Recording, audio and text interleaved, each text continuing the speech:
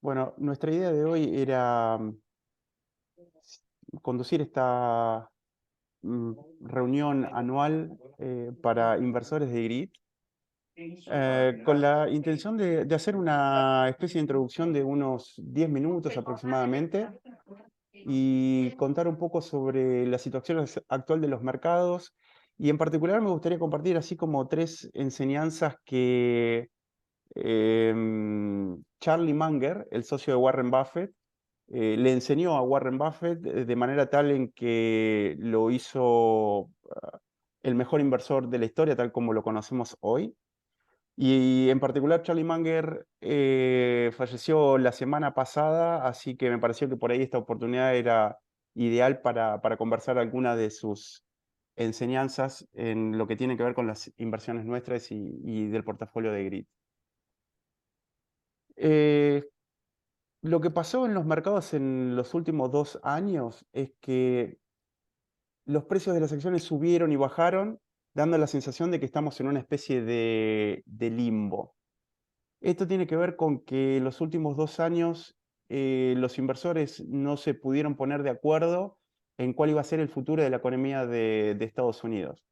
Después de 14 años de subas consecutivas, se disparó la inflación en Estados Unidos y el Banco Central empezó a subir las tasas de interés para intentar contener a la inflación, de alguna manera frenando al crecimiento económico del país. Lo que ocurre es que en el estado en el que estamos hoy, o en el que venimos desde hace aproximadamente 2 años, los inversores no pueden determinar si el Banco Central de Estados Unidos ya cumplió con su tarea de bajar la inflación o la inflación es algo que sigue amenazando al país, haciéndolo entrar en una probable recesión. Entonces, estamos en un momento como de un punto de inflexión. ¿Será que lo peor ya pasó? ¿Será que lo peor está todavía por venir? Por ejemplo, la recesión. Esa puja entre los inversores optimistas y pesimistas hizo que el Standard Poor's tenga la forma que tiene ahora. Suba o baja, pero básicamente se encuentra en el mismo lugar que estaba en julio de este año e incluso en octubre del año 2021, o sea, hace 2 años enteros atrás, sin ningún tipo de dirección específica. Pero cuando conversamos sobre la evolución de los mercados, lo que ocurre en este año particular es que hay que hacer una diferencia bastante importante en cómo le fueron a las 7 principales acciones del S&P 500 y cómo le fueron al resto.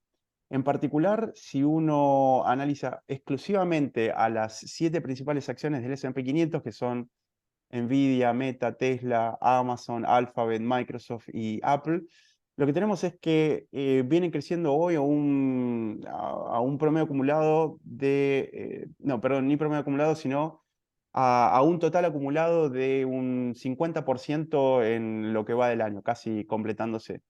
Pero si uno analiza al S&P 500 sin esas 7 empresas principales, que se las llama las 7 magníficas, lo que vemos es que el S&P 500 en realidad prácticamente no se ha movido desde el punto inicial, o sea, ha tenido un desempeño bastante estable, sin crecimiento a lo largo del año.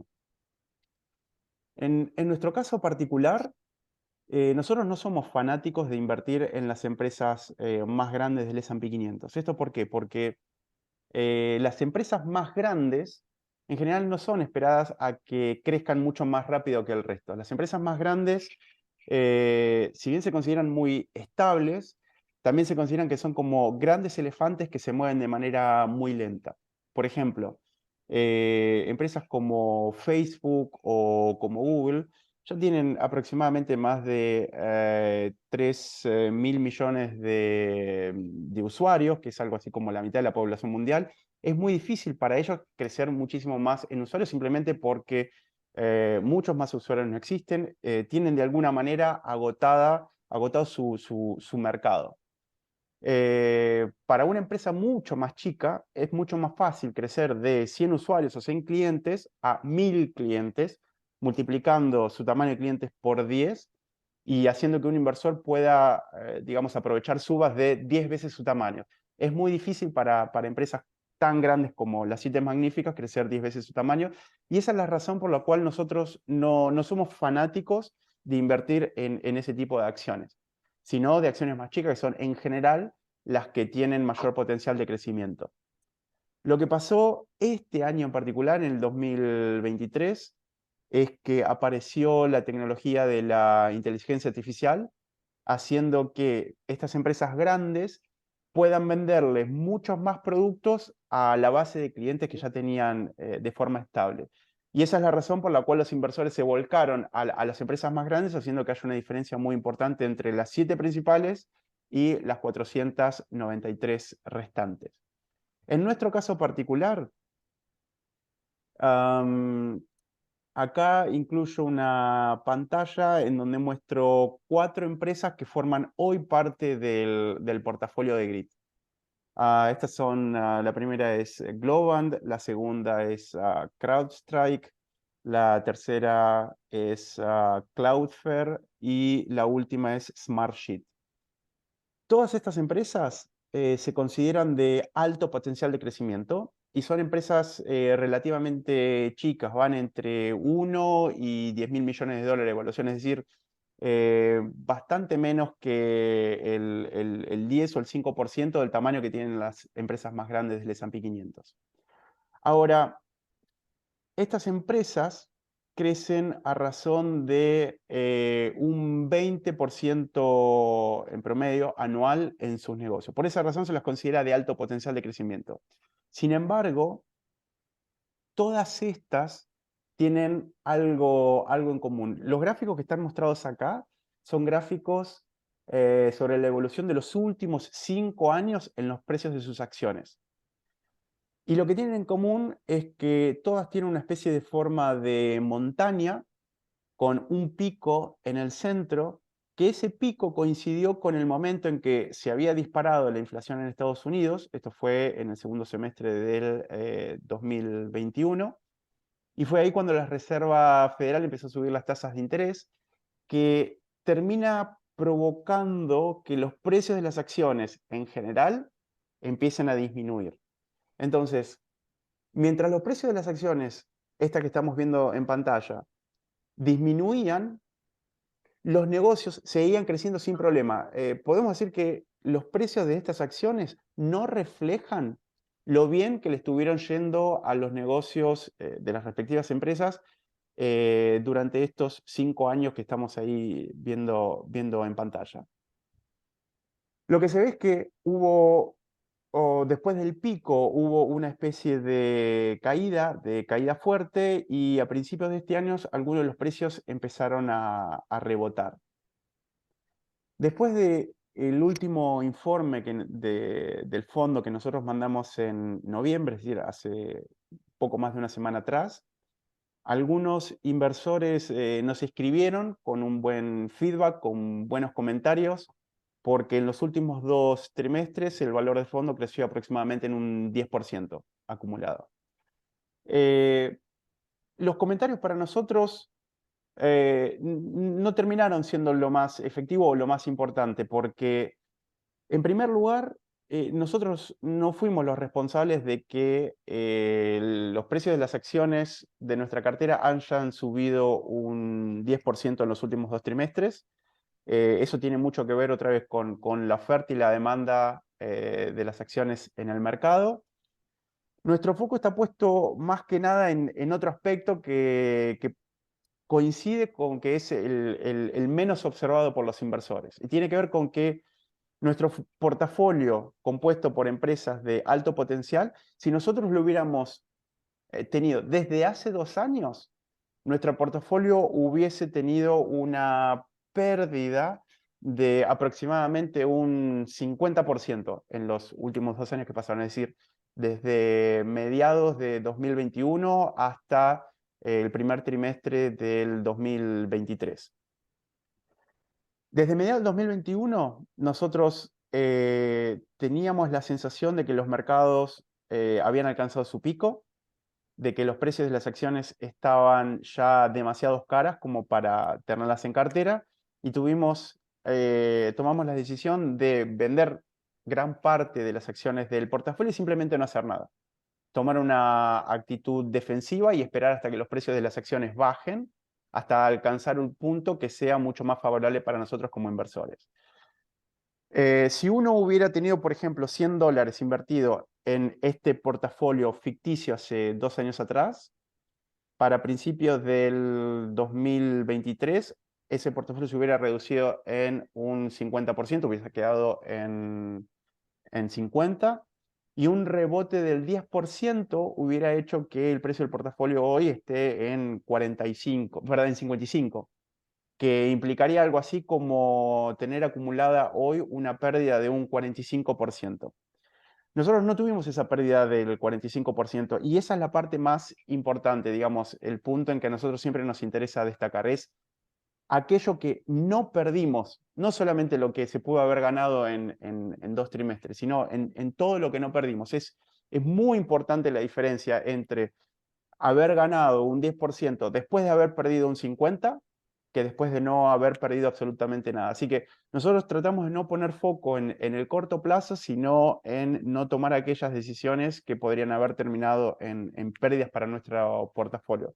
De alguna manera, esa fue la principal máxima de Warren Buffett a lo largo de toda su vida, que es esto de decir siempre que la regla número uno de las inversiones es no perder dinero y la regla número dos es no olvidar la regla número uno.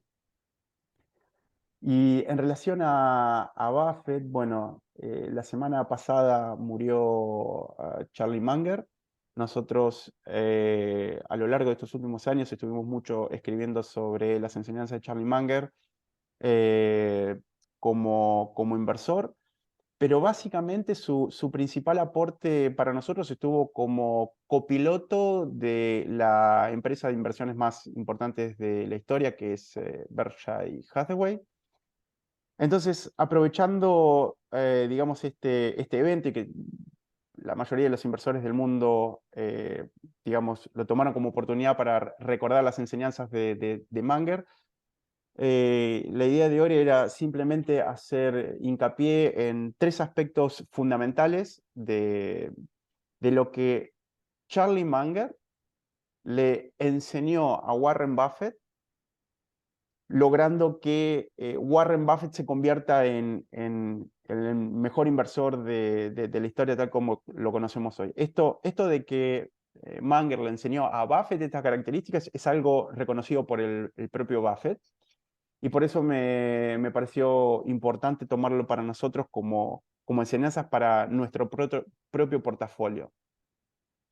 En particular, la primera de las enseñanzas es que, bueno, no sé si la mayoría de los inversores lo tienen en cuenta o no, pero en sus inicios, Warren Buffett no invertía como invertía hoy.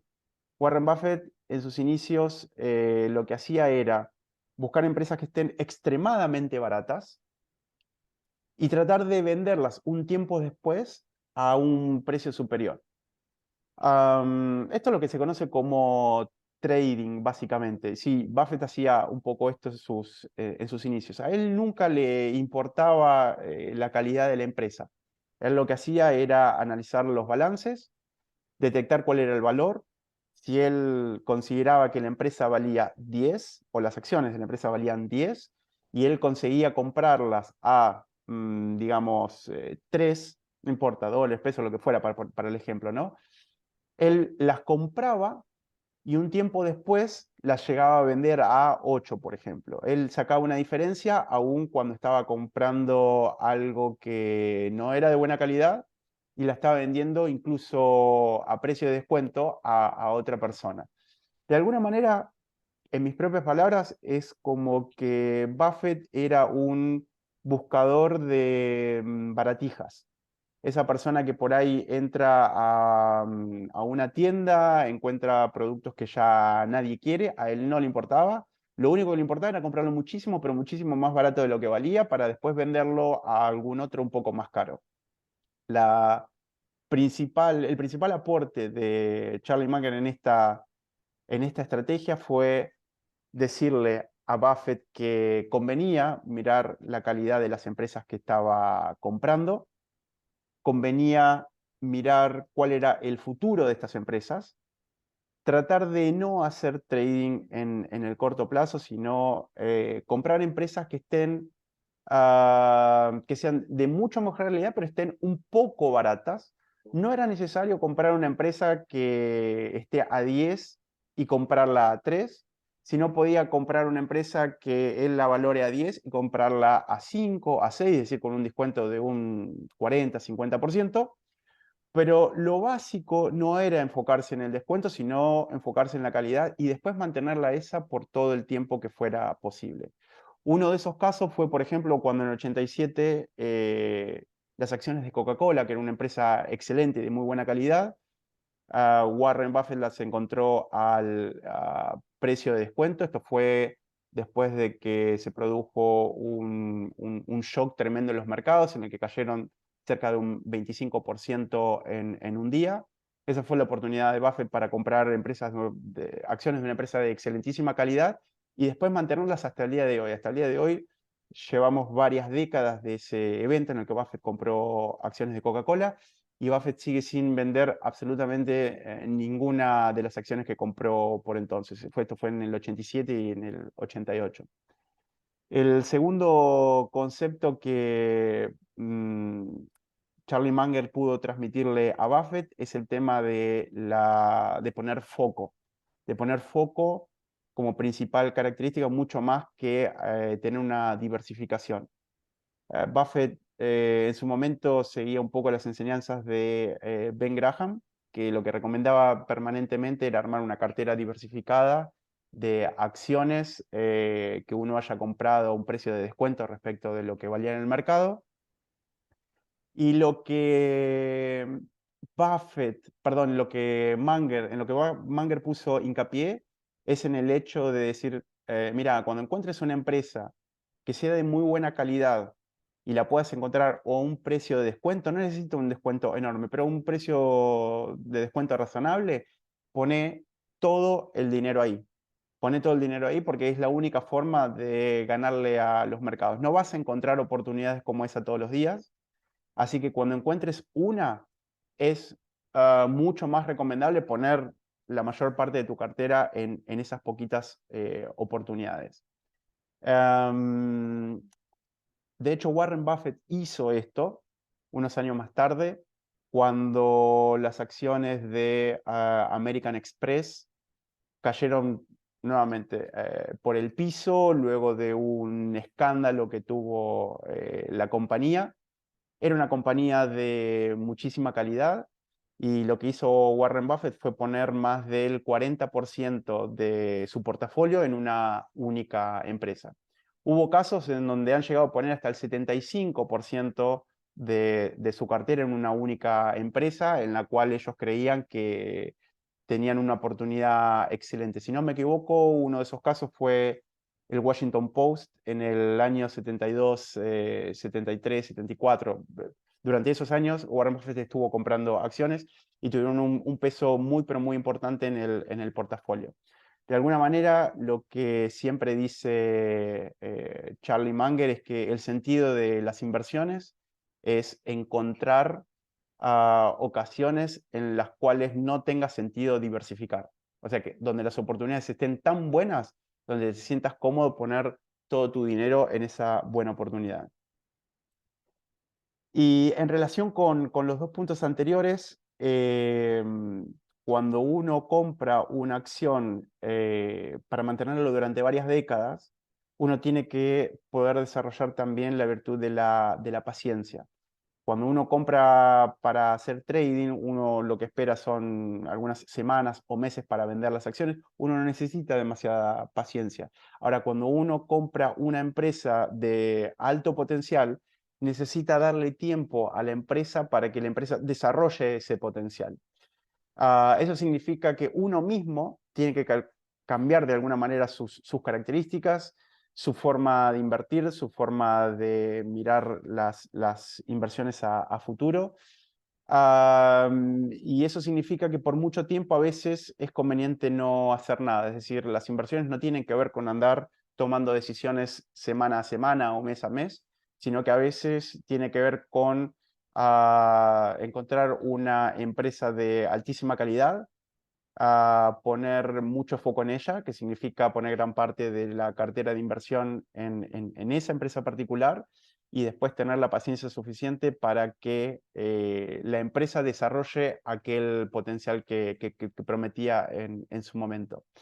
Todos estos conceptos son básicamente los que nosotros aplicamos a la cartera del GRID.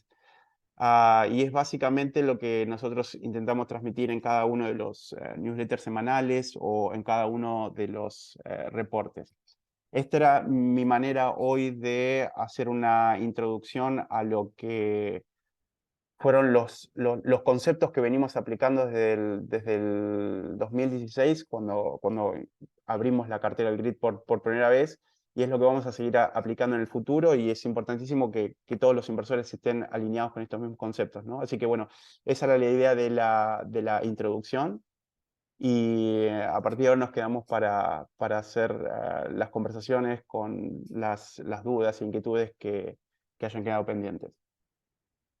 Algo que nos viene a la mente a todos, digamos, los que estamos en este tema de invertir, Ujú. es, habiendo pasado la pandemia, uno piensa que está en una situación más estable en cuanto a que probablemente los mercados se comporten como siempre, digamos, y no Sí, atados a una explosión como fue probablemente la pandemia y que sí, colapsó un poco sí. las métricas, ¿no? Sí, Entonces, eso te da más posibilidad por ahí de estudiar digamos, los comportamientos o las fortalezas de cada una de las empresas y dónde invertir con un panorama, podríamos decir, un poco más sí, equilibrado, es teniendo en cierto, cuenta el largo plazo, ¿no? Y sacando estos vaivenes que hay cada tanto.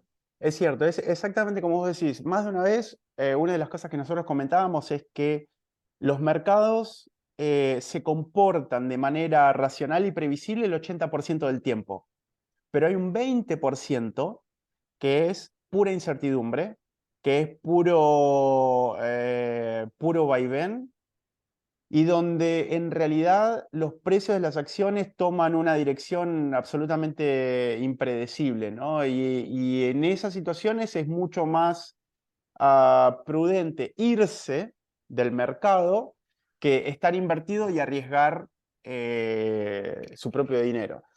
Parte de ese 20%, uno no sabe exactamente cuándo ese por ciento o 20% ocurre, ¿no? Porque eso lo ves cuando mirás hacia atrás, no lo puedes Claro, no, saber. por supuesto. Pero yo podría decir que parte de ese 20% pasó en los últimos 2 años. ¿Por qué? Porque justamente, no sé en qué momento, digamos, de la introducción vos entraste, pero em, en el segundo semestre del 2021, cuando se dispara imprevisiblemente la inflación en Estados Unidos, el Banco Central empieza a subir las tasas de una manera histórica, diría, o sea, a una Claro, sí, velocidad sí, sí. histórica. Eso provocó un desbarajuste en absolutamente todas las inversiones. Y como Sí, sí, comentaban sí. en algún momento, fue absolutamente ilógico lo que pasó, pero en cada una de las compañías que nosotros tenemos hoy en el portafolio, estuvieron todas creciendo sin parar a tasas altísimas los últimos 3, 4, 5 años.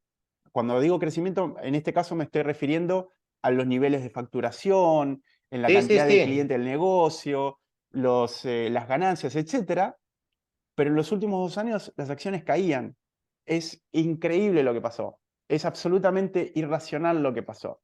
Y eso tiene que ver con que probablemente en este tipo de acciones de crecimiento haya habido una especie de burbuja 2 años atrás que hicieron que la caída en el precio de las acciones durante el año y medio que le siguió a ese octubre del 2021 sea absolutamente ilógico, sea absolutamente contraproducente contra el inversor, pero bueno, es parte de ese 20% irracional. Ahora, yo diría que queda todavía un desafío más. No daría por ganada la batalla. Queda un desafío más. Entre el abanico de posibilidades que puede ocurrir en el mediano plazo, es que inesperadamente, Estados Unidos entre en una recesión. Claro, Si Estados Unidos entra en una recesión, es probable que el precio de las acciones tengan algún sacudón, como cuando vas en el avión y le agarra turbulencia. Es imposible predecir si va a haber una recesión o no. Nosotros no lo sabemos, Warren Buffett no lo sabe, el presidente de Estados Unidos no lo sabe, el presidente de la Reserva Federal no lo sabe, porque se produce por una serie de factores al mismo tiempo que al combinarse es imposible saber para qué lado se van a disparar. Entonces es imposible tomar una decisión respecto de lo que podría llegar a pasar con la recesión. Imposible. Para nuestro favor, lo que tenemos es que todas las acciones que nosotros compramos, ya las compramos después de haberla visto caer un 50%. Entonces, podríamos decir que tenemos una cartera a prueba de recesión. Es decir, no sabemos si va a haber claro, recesión o no, pero si lo hay, nosotros ya compramos acciones después de que cayeron un 50%. Quiere decir que va a haber turbulencia, pero difícilmente, muy difícilmente, ya hay pocas chances de que particularmente las acciones que nosotros compramos tengan una baja significativa. mm, Así se invierte, no hay misterio, no es necesario saber lo que va a pasar más adelante. Lo único que es posible hacer es comprar acciones que no estén caras. Imagínate otra vez, si nosotros hubiéramos comprado estas mismas acciones 2 años atrás, el portafolio hubiera caído un 50% en estos 2 años. claro, sí, lo que decías recién, sí, Sí, sí. nosotros no podemos hacer nada. Y 2 años atrás, nosotros no podríamos haber predicho que estas acciones iban a caer. ¿Cómo se invierte? Uno tiene una especie de lista de aproximadamente 100, 150, 200 acciones de empresas que te gustan, y solo cuando ves que alguna de ellas caen lo suficiente, las empezás a comprar. No cuando están arriba, sino cuando caen los... Entonces, vos mismo como inversor no sabés cuáles son las empresas que vas a comprar, pues vas a comprar solo aquellas que cayeron lo suficiente y son excelentísimas empresas. Entonces, para nosotros también son una sorpresa es una sorpresa la manera en que se construye la cartera. Porque no Mm, son solamente las empresas buenas o empresas que nos gustan, son las empresas que nos gustan que por alguna u otra razón se volvieron temporalmente baratas. Muchos beneficios trae. Una, menos riesgo, porque cuando la empresa ya se volvió barata, es mucho menor la probabilidad de que siga volviéndose todavía más barata. Entonces, de alguna forma, es como invertir en alto potencial con disminución del riesgo. Es rarísimo, pero bueno, ocurre solamente en este tipo de periodos. Una vez que las encontramos, igual que lo que comentamos que tenía que ver con los consejos de Charlie Munger, básicamente esperar. Entonces, como decís vos, es probable que si Estados Unidos no entra en recesión, esa es una de las posibles salidas, nosotros no tengamos que hacer nada, las acciones acompañen la evolución de las empresas, en particular las empresas que nosotros tenemos son de alto potencial y van a crecer a razón de más de 20% por año. Y es probable que haya un buen rebote en el valor de nuestra cartera en el mediano plazo. mm. Y así de fácil. Y lo más probable es que los reportes sean previsiblemente los nuestros aburridos, en los cuales simplemente digamos, bueno, no hicimos ningún tipo de movimiento, excepto Claro, alguna sí, sí, u sí. otra inversión, y el portafolio creció un Sí, sí, es como 25%. cuando plantás una semilla y ahora te tenés que sentar y esperar a que crezca. Exactamente, exacta. Lo complicado era encontrar el momento adecuado y la tierra fértil adecuada Claro, sí, para para plantar. plantar esa semilla. Yo creo que encontramos una oportunidad suficientemente buena a principios de este año, o sea, entre el primer y el segundo semestre de este año.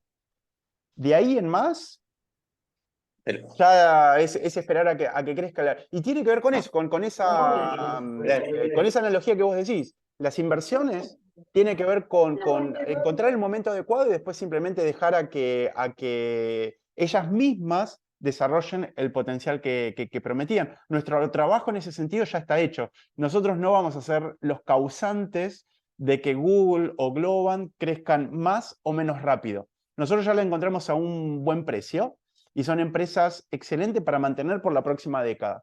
Ahora nuestro trabajo es no hacer ninguna macana Claro. mientras estas empresas crecen. Porque uno de los problemas, Charlie Munger hablaba sobre esto, es el inversor suele perder la paciencia y cuando encuentra algún periodo en el que no le convence cuán rápido crecieron las acciones, suele venderla para salir a comprar a la siguiente acción de moda. Y en realidad lo único que necesita uno hacer es quedarse con las manos cruzadas, no hacer nada y esperar a que los próximos 10 años, de alguna manera, el valor del crecimiento de las empresas se refleje en el precio de las acciones y por ende ver simplemente crecer el precio del portafolio de brazos cruzados. Esa es un poco la Y, aburridísima filosofía detrás de las inversiones de valor, las inversiones de Warren Buffett o Charlie Munger. tengo dos consultas ahora mientras que hablamos, se me ocurrió una. ¿Viste? Pasa Una eso, uno es, abre la boca y empiezan a salir algunas otras cosas que 2 segundos atrás no pero, estaban en la cabeza y aparecen en el un- momento en que... una es relacionada, porque viste que ahora en este último tiempo ha habido. Espera, me parece que se me cortó. No, yo te sigo Oh, escuchando. ah, Te sigo Acá. escuchando, sí, sí, sí. Que ha habido un crecimiento del mercado cripto. Sí, ¿Viste? Acompañado por Bitcoin. sí. Digamos, qué riesgos hay que la masa de inversores salga, digamos, del mercado tradicional y vaya al mercado un poco más especulativo, que es el de criptomonedas, y eso haga que por ahí se estanque un poco el tema del movimiento por oferta y demanda del mercado tradicional, ¿no? Como que ahora haya un hambre por las inversiones de riesgo y lo otro se estanque un poquito, teniendo en cuenta, bueno, por ahí que ha habido una subida ahora. Sí, importante en el último tiempo. Bueno, perfecto también lo que comentás porque lo que ocurre siempre es que cuando no hay moras en la costa, que es lo que estábamos hablando hoy, cuando hay una sensación de que la recesión se puede esquivar y de acá en más todo va a andar bien, lo que suele pasar es lo que decís vos, es de manual. La gente saca el dinero de las inversiones razonables y lo pone en masa en aquellas inversiones que prometen ser las que van a crecer. Ya el Bitcoin pasó la barrera de los 40.000 y automáticamente aparecieron las predicciones en los medios de comunicación diciendo que el próximo paso es el Bitcoin en 500.000. Y algunos se Claro, animó a sí, sí, decir, por y eso. algunos se animó a decir 2 millones. Estamos Eh. hablando de una locura. Obviamente, hablar Y de esto crecimiento. implica, no es capital que la gente tiene en el colchón y dice, No, implica exactamente. sacar, y además implica de grandes movimientos, las típicas ballenas que se Es lo que, mueven de un lado para el otro. No son inversores nuevos, por decirlo de alguna manera, sino es movimiento de capital, es porque lo que estamos hablando de es mucho dinero. exactamente lo que vos decís. Y sí, hay una especie de movimiento que hace que como nosotros hoy estamos hablando de que en el mediano o largo plazo va a haber una tasa de crecimiento de 20-25%, pero el Bitcoin ha crecido en algunos periodos cerca de un 1000%. Entonces dicen, uy, si se acerca un nuevo periodo de un 1000% de crecimiento, saco mi plata, digamos, de inversiones que van a crecer un 20% y lo pongo acá que por ahí el año que viene crece 10%. Inevitable que pase eso, inevitable. Mm. Nosotros, ¿Pero como puede eso, afectar el mercado o no tiene sí, la sí, sí, sí, suficiente fuerza como para... lo puede afectar, pero en el corto plazo. Bien, Mira, en el largo plazo, en el corto plazo, es inevitable que existan esos movimientos. Es inevitable que las acciones que podían crecer no crezcan tanto, porque la gente se va de acá y lo pone de allá y se vuelve el mercado algo más parecido a un casino que a un mercado de valores, ¿no? La gente, cuando no ve riesgos en el corto plazo, toma un carácter un poco más especulativo con respecto a las inversiones. Entonces, eso puede pasar. Ahora, en el largo plazo, las acciones, tienden a acompañar el valor fundamental del negocio que representan. No sé Claro, si es medio claro. complicado la frase esta, pero acción No, y no, no, está negocio claro. son dos cosas completamente diferentes, Sí, tan sí, sí. diferentes que en los últimos 2 años, excepto estos últimos 2 trimestres, fueron completamente al revés, completamente al revés. Eh, en el largo plazo, el precio de las acciones tienden a acompañar el valor fundamental del negocio que representan. Sí, sí. En el caso de las acciones que cotizan en la bolsa de valores, está claro cuál es el negocio que representan. Con el tema de las criptomonedas, no. No se No, sabe cuál claro, es el valor fundamental del Bitcoin, no se sabe cuál es el valor fundamental del Ethereum. Entonces, existe un riesgo de que hoy el dinero se vaya a las criptomonedas, pero el riesgo está en que tarde o temprano la gente que hoy se va a las criptomonedas pierda gran parte de ese dinero. claro, Imposible saberlo, pero el riesgo está en que no se sabe cuánto tiene que ser el valor real del Bitcoin, cuál es el valor intrínseco del Bitcoin. Y si el valor intrínseco del Bitcoin es $1.000 y no 40.000 o 500.000, nadie lo puede evitar. Entonces siempre está el riesgo de que algún día empiece a caer, a caer, a caer, a caer, y se genere una crisis enorme en el mercado de las criptomonedas. claro. Sí, por eso vos Nosotros, hablas del largo plazo. Igual yo no exacto. apuntaba específicamente a si es una inversión, si es conveniente o no, sino básicamente al movimiento de capital que haga que por ahí provoque que haya menos consumo, podríamos decir, en el mercado tradicional. Inevitable, es lo que vos, mira, en el año 2000, cuando se generó esta fiebre de las .com, las acciones de Berkshire, que se consideraban, ya por entonces era la empresa de inversiones más exitosa del momento, bajaron cerca de un 40%. Y el dinero que sacaban los accionistas de Berkshire lo ponían en las .com.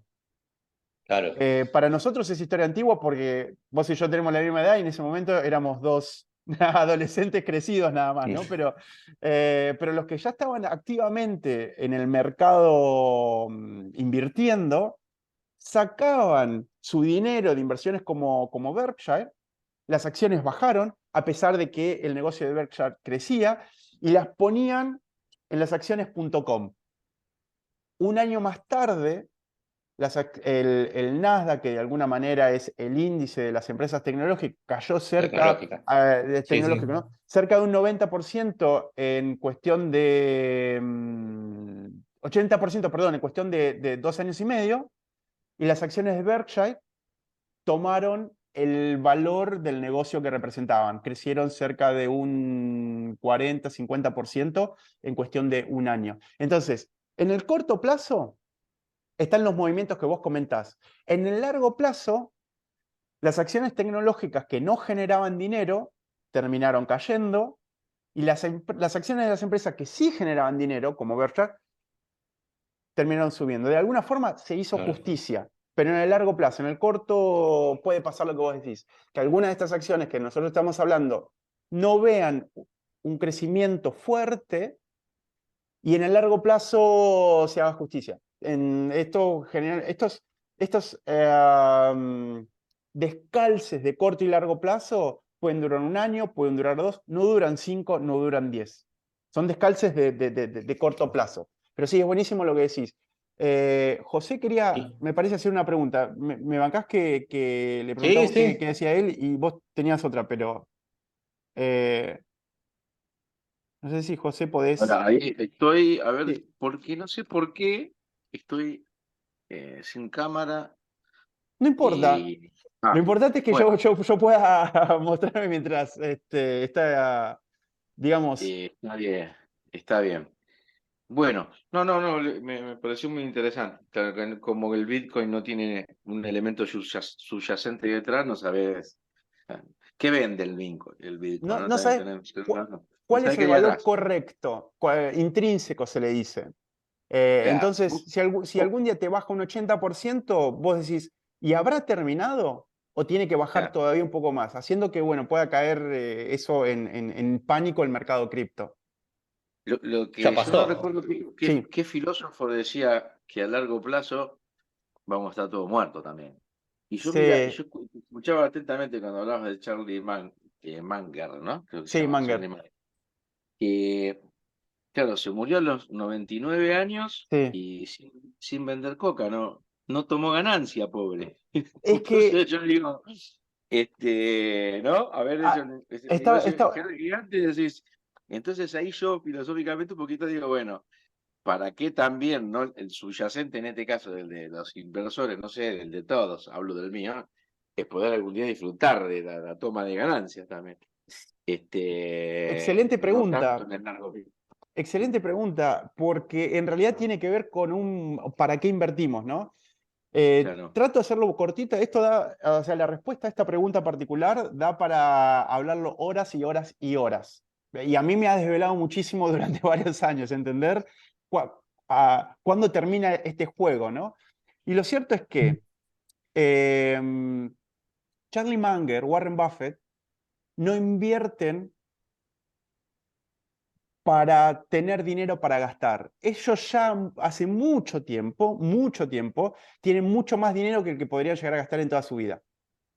Lo Mm. que a ambos lo motivó a dedicarse duramente a las inversiones es hacer, Charlie Munger lo repitió un montón de veces, él quería ser libre financieramente. Charlie Munger, antes de invertir, él se dedicaba a la abogacía.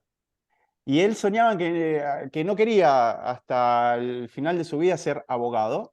Él lo que quería era ser financieramente independiente y se esforzó muchísimo para encontrar buenas inversiones. En algún momento intentó con el real estate, él construía viviendas y las vendía.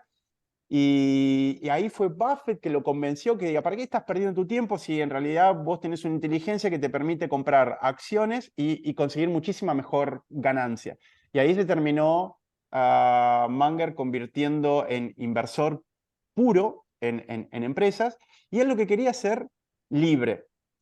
Ahora pasó una cosa curiosa, sobre esto en algún momento me gustaría también escribir, y es que cuando vos invertís persiguiendo el dinero, difícilmente tengas un éxito rotundo. Es algo así como yo a veces lo comparo como aquel que quiere dedicarse al fútbol porque quiere ganar como Messi, olvidándose de que Messi es Messi porque no lo hace por el dinero. Es contradictorio. Pero los mejores inversores del mundo no invierten para tener dinero para gastarlo. De hecho, tanto Buffett como Munger tenían una vida frugal, no eran de grandes lujos. Ellos decían, bueno, yo ya tengo mi casa que me permite estar súper cómodo, yo ya sé que a lo largo de mi vida voy a tener todo lo que necesito, puedo comprar un montón de cosas, pero eso no influye en mi felicidad. Yo quiero poder hacer todos los días lo que a mí me guste, estar con las personas que yo quiero, decidir qué tarea hacer y qué tarea no, y eso me lo da cierto colchón de dinero. Por sobre ese colchón, a ellos los motiva intelectualmente el desafío, pero no necesariamente el dinero. Buffett tiene hoy algo así como de 130 mil millones de dólares, pero si no hubiera donado el 50% de su fortuna, tendría exactamente el doble. Tendría casi 300 mil millones de dólares y sería hoy el hombre más rico del mundo. Pero a él no le importa eso. Él hace lo que le gusta y dice que le divierte hacer lo que le gusta hasta el final de sus días. Munger trabajó literalmente hasta el último día de su vida, hasta que le internaron. La satisfacción para ellos está en el proceso y no en el final, en tener dinero para tener después para gastarlo. Y esa es una de las enseñanzas más grandes que podemos tener nosotros porque es así como se obtienen los mejores resultados. Ellos no trabajan, hace mucho que no trabajan por el dinero, sino consideran que las inversiones es algo así como un juego, donde en cambio de tener porotos para anotarse, ellos tienen dinero, que es la manera en que se mide cuán bien estás jugando a este juego. Coincido en que en algún punto uno tiene ese resultado, ese dinero para gastarlo, pero de determinado colchón para arriba ya mucho más dinero no cambia muchísimo en tu felicidad, aunque estés en un crucero los 365 días del año. Así que es un tema interesantísimo, hasta cuándo invertir, hasta cuándo jugar este juego y cuándo no, porque hay distintos temas al respecto. Yo soy más de la filosofía de Munger y Buffett, de decir, esto tiene que ser tomado como un juego, en el que un día vas a tener muchísima más plata de la que puedas llegar a gastar en el resto de tu vida, pero bueno, vas a dejar un legado para tus hijos, para la sociedad. Es lo que están haciendo estos inversores en este momento. De hecho, la mayoría de los grandes inversores ya firmó una especie de acuerdo, se llama de Giving Pledge, en donde la mayoría promete que la mayor parte de su fortuna va a ser donada. Entonces vos decís, ¿cómo es que están trabajando hoy habiendo firmado, habiéndose comprometido a donar la mayor parte de su fortuna? Y sí, hacen lo que les gusta, agradecen por ello y dicen, ya el objetivo no es para mí, es para la posteridad, incluyendo mi familia, pero para la posteridad. Pero también, excelentísima cuestión esta de para qué invertir, hasta cuándo esforzarse, etcétera. ¿Y para qué sirve invertir?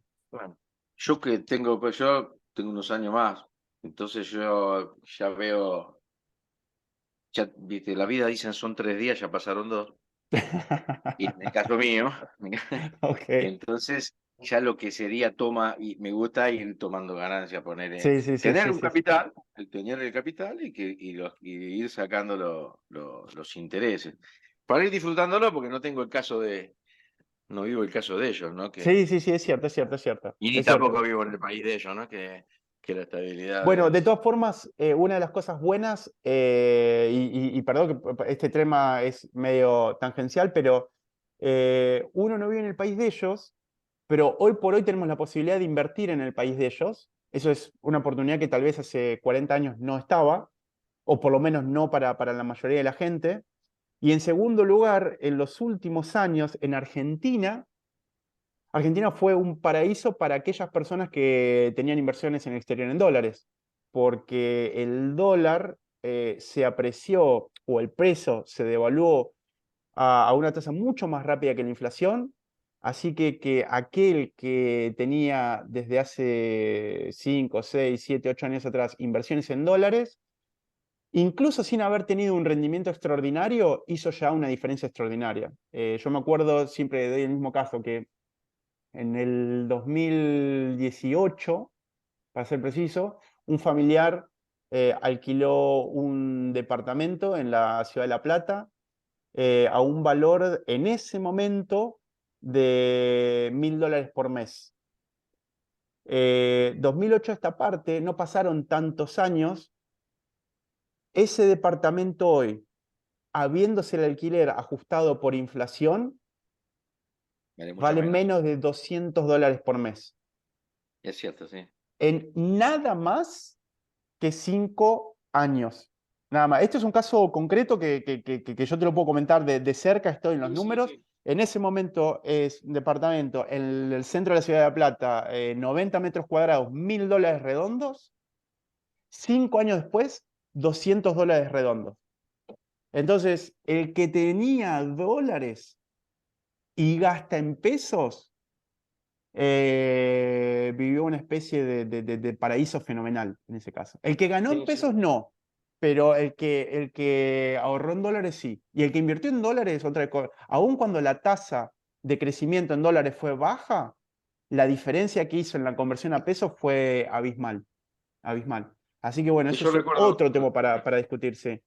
recuerdo que hablabas de eso cuando nos conocimos, que era ganar en dólares y vivir Y en gastar en pesos. pesos. La verdad que Mm. fue un paraíso en los últimos años. O sea, es muy contradictorio y me disculpo un poco hasta de comentar esto, porque lo que fue paraíso para el tipo que ganó en dólares y gastó en pesos, fue al mismo tiempo un caos y un problema para el tipo que ganó en pesos. Ah, claro. Porque no dejó de ver los precios alrededor subir, y a veces lo que vos ganás en pesos no se ajusta tan rápido como los precios del supermercado.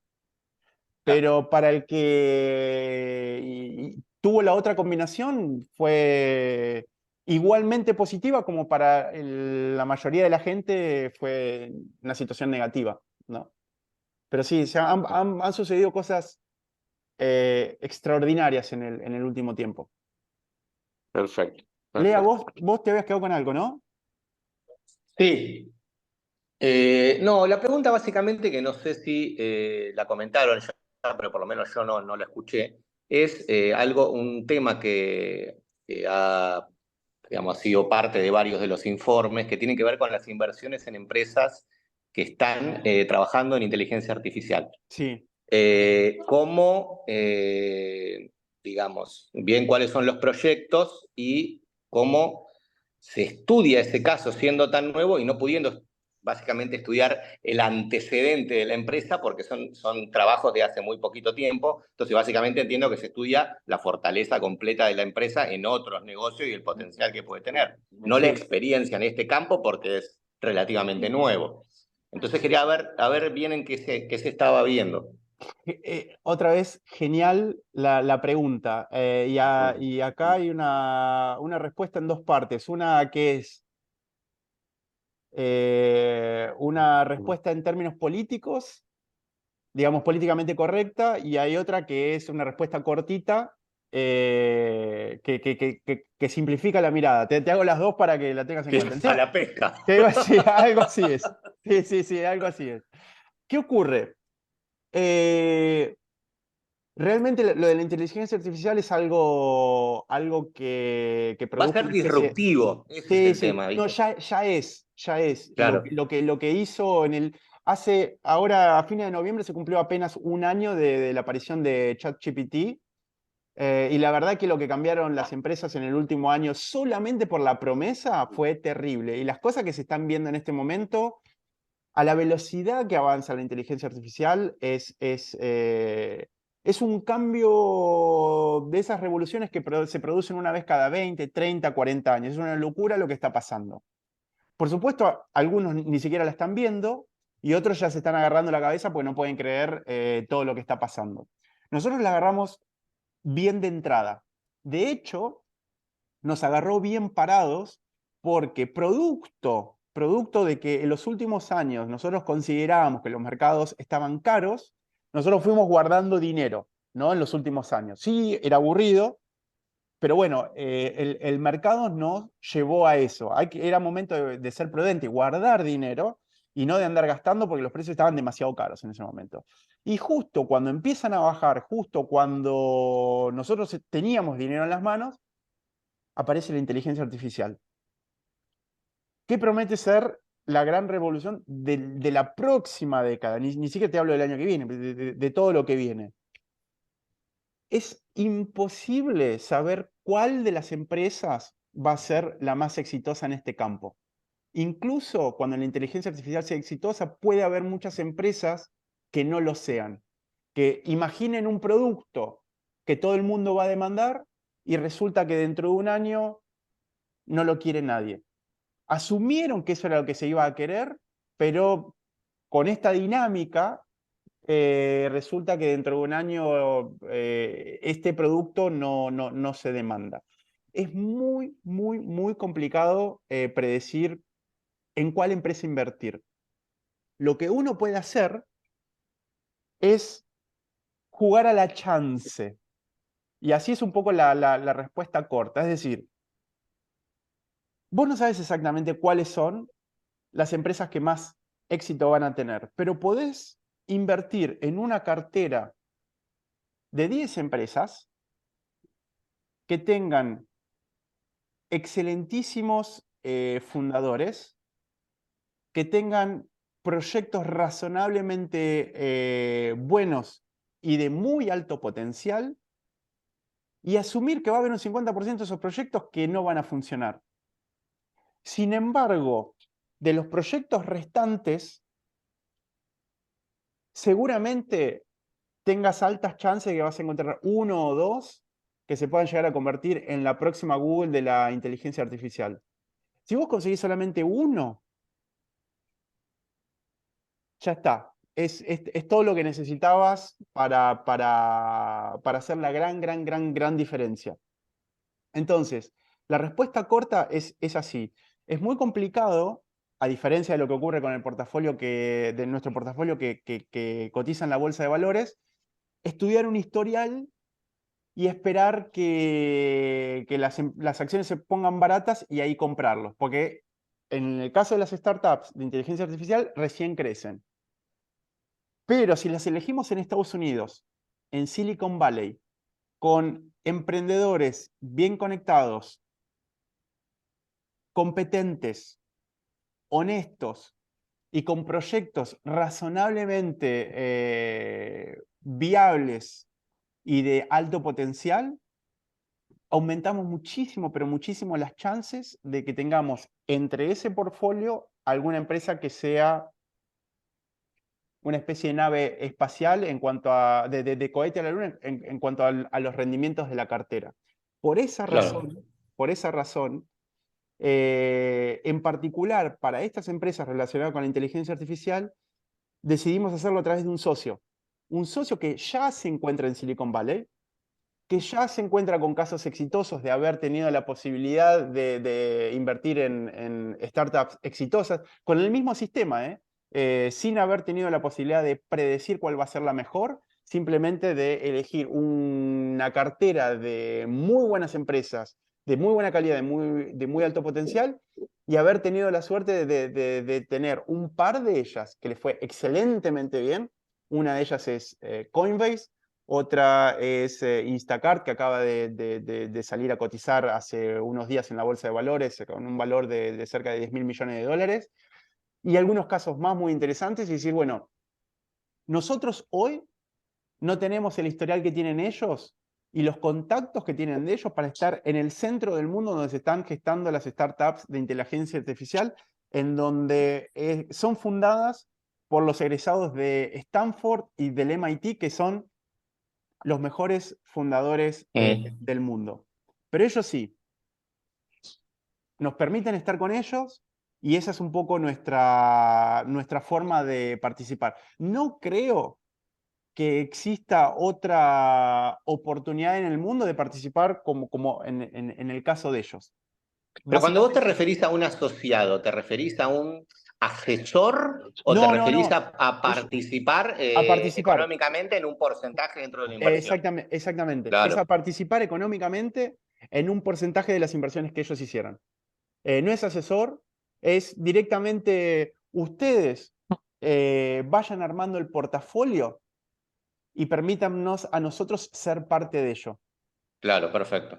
Y ya está, es así. Es la mejor, es no tratar de reinventar la rueda.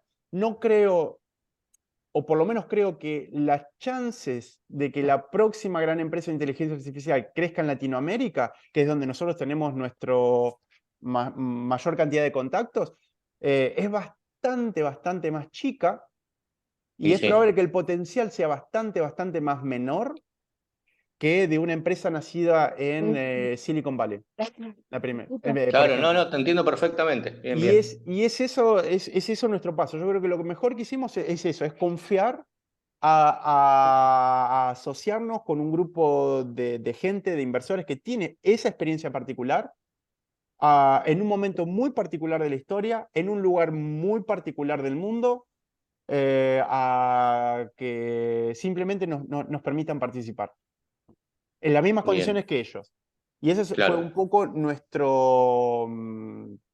estrategia en ese caso. No sabemos cuál. Son, Ahí en el reporte que compartimos en los últimos 2 trimestres están listados cuáles son las empresas hasta ahora.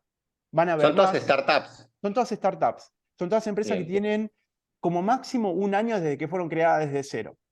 Ya bien. tienen algún equipo, ya recibieron inversiones, pero están todas ahí. Eso significa que en promedio cada una de estas empresas vale cerca de 5 millones de dólares, 8 millones de dólares.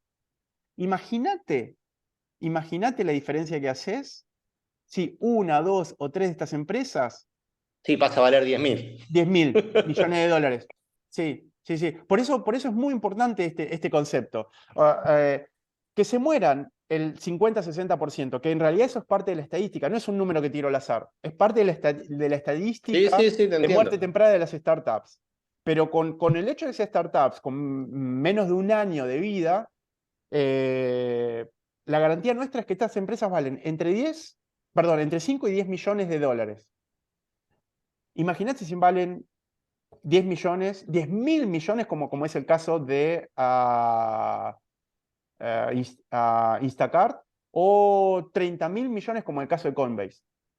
Multiplicas estas inversiones por tanto que te podés olvidar del resto.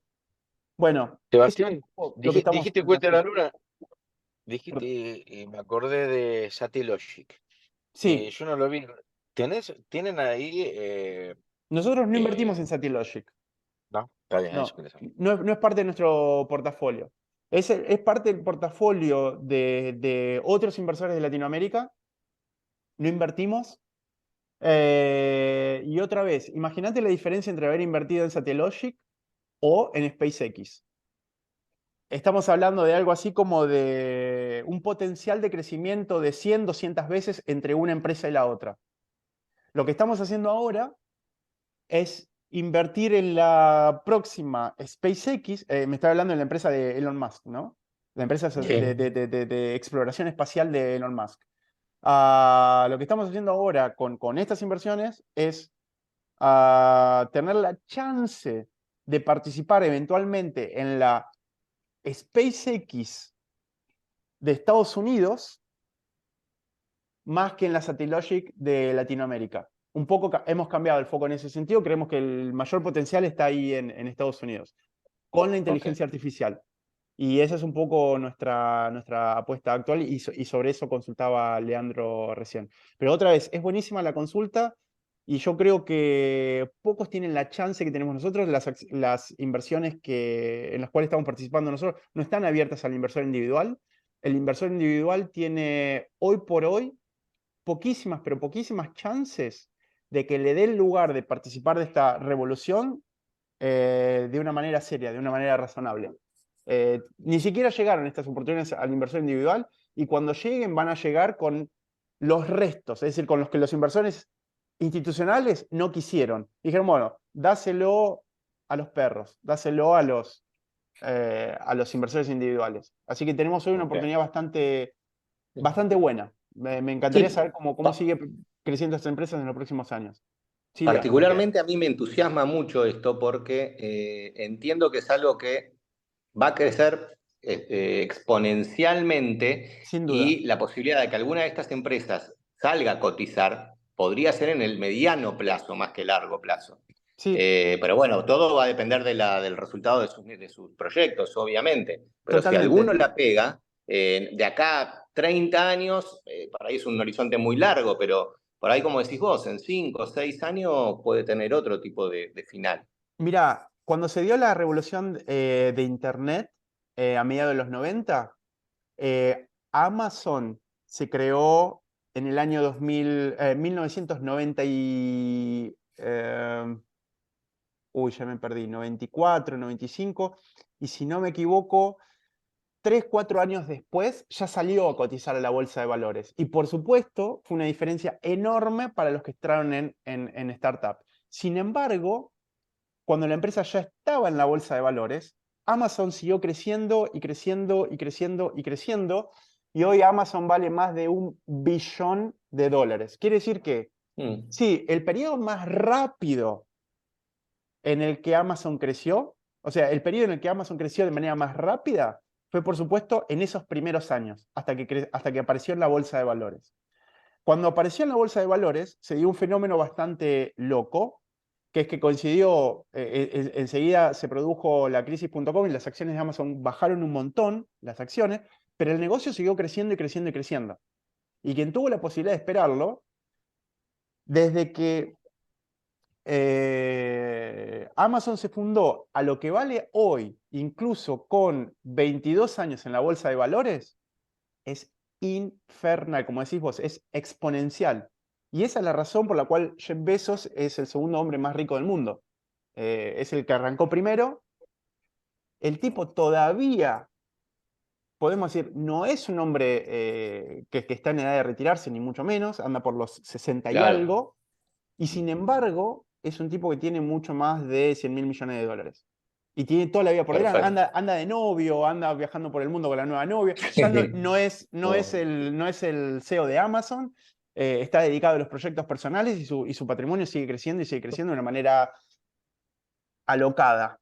Pero sí, es eso, es lo que decís vos. Si alguno de estos casos, en particular de la inteligencia artificial, que es la revolución de hoy, la anterior fue la de la .com a mediados de los 90, te toca alguna de esas empresas, multiplicás la inversión por 1000, por Sí, 10.000, por eso es 100.000, buenísimo. y eso es Y una es lo que estamos locura. esperando. Y pasa una cosa así y sí, y olvídate. Y con seguridad, después de eso, si seguís invirtiendo solamente por el desafío intelectual de pensar en negocios, pero definitivamente no por el dinero. Sí, sí, sí, perfecto, Así que bueno, excelente. creo que es una oportunidad muy Bueno, buena. Creo que es una oportunidad muy buena, que fuimos ahí de manera consciente, se alinearon los planetas, nos encontró a nosotros con dinero en efectivo, nos encontró a nosotros sin haber hecho malas inversiones anteriores, o sea, venir